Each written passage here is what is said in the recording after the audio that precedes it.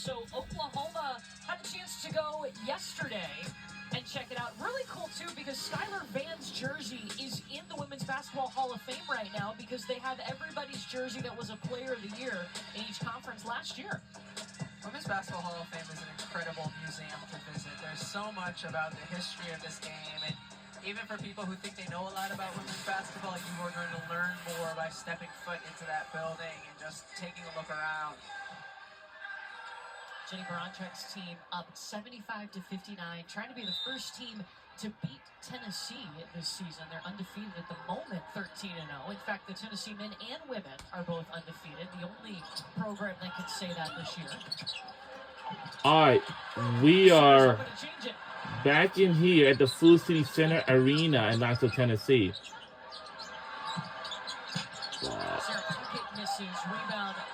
All we need to win the game against Oklahoma. 3, come on! Oh. And we're underway in the fourth and the last quarter for the day. Ooh. And that's going to be a foul against Jillian Hollingshed.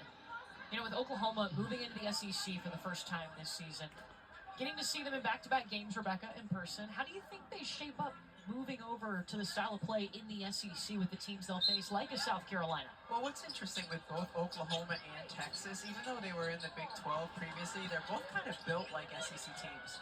You know, they're pretty athletic, especially now for Oklahoma to have inside. Now, this is the first season for the Texas and Oklahoma. And you know why? Because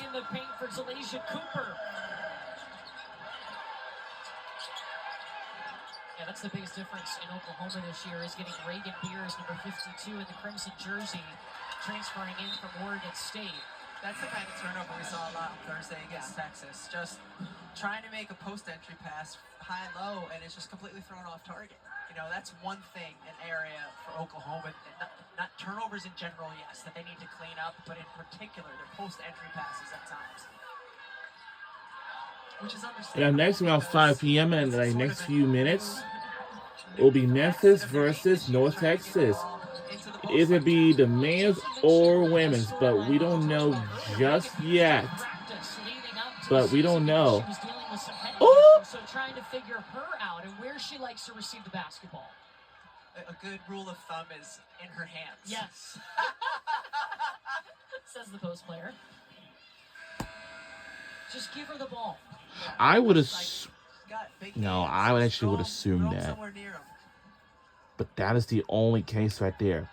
Well, starting in a month, NASCAR Cup Series race season will start in a month. So don't forget. And then the NFL draft is going to be held sometime in April or something. And that goes for the WNBA draft. That will also be taking place in April. Now, if you can all remember something, we have actually don't know anything at all.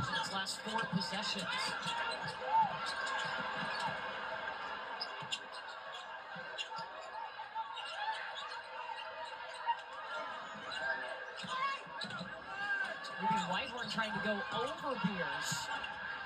And I know that probably yesterday's game was really kind of physicality. So smart. Williams was on the block, and as Beers was coming down, Beers cut to the block. Williams went out to the 3. The defender then has to choose who she's and going that will be the Red River rivalry. Is it? No, that was the thing on the Thursday of last week. Was the Texas versus Oklahoma. It's a Red River rivalry game. That's kind of big game, physicality. And gets to go. But we're catching up, but we need we need some work to do out here. We have to fix some mistakes during this game. It's like giving the ball turnover to Oklahoma. And eliminating the fouls, especially. Going over the back. Let's go back to that last transition for Oklahoma. And you see Williams on the block. Nope, she's Trying to gonna eliminate the step out. fouls, Beers comes especially in. offensive And I foul. love the post player running the We gotta floor is eliminate part of that. The reason that you That's get the it. open look from 3 because the defense then has to figure out. Well, that's how we are. can like win games or something. We need to stay undefeated.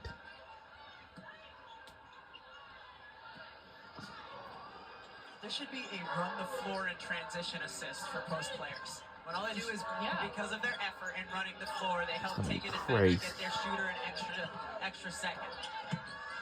Just add a line on the stat sheet. Yeah, it would have to be called something better than a run the floor transition assist. It's kind of a long name. We'll figure out Usually something. it's just like one word. Yeah.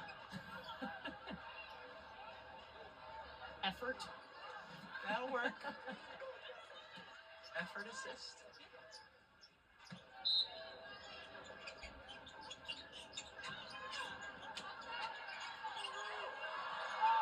Swiped in the air by Raina Scott, and then she's fouled by Sarah Puckett. Let me just assume that. Want to remind you on Thursday, coming up, the number 2 team in the nation, South Carolina. Over on So ESPN next 2, Thursday on ESPN2, we're gonna have Thursday South Carolina versus Texas A&M Aggies, This is a fun time and we'll be the of year, too, SEC on like, when teams are just ESPN starting at to around run 5 play, p.m. Especially in a great conference like the Southeastern Conference. Like, you get And to the South part of the Carolina year ranked number 2, but for Texas A&M, they don't know. We're playing the teams a second time around. But I know last year's season we was ranked number 1 team in the country, like we always do. But Great for decision South by Carolina, Raina they're Scott really to tough go now. over to Beatrice Culleton. 3, come on! Oh! We are back down to 10. We gotta catch up. We got a little work to do out here. That's the Oklahoma lead to 10. They've led by as many as 19. It's a 10-point game. So it's pretty close.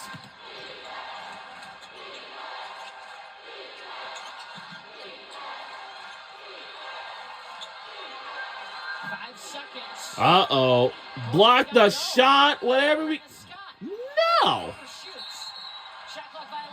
Shot clock violation by Oklahoma. We need 10 points to tie the game. This is going to be interesting right now. Much of this game has been waiting, too, for the crowd to really get involved in this. Right? We had that one stretch in the third quarter where Tennessee was going after it and Cooper had the block and you felt the energy build. For the most part, it hasn't really exploded. This could be an opportunity for Tennessee to do that. We've seen several times their defense spark a little momentum offensively for Tennessee today.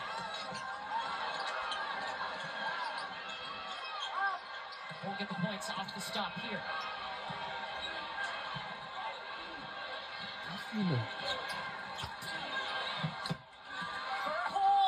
What a great answer. What a great answer. Now they lead by 13. Come on, we gotta need to catch up by 13. Oh. Come on, guys. 13-point. And gets to go with the 3, and we're catching up by 10. 10-point game. 10 points game. Whoa, boy. Oklahoma has had success getting the ball over the top of the press, and Verhul steps right into it. Wow. We're back to 10. We'll be right back after these words, after these messages.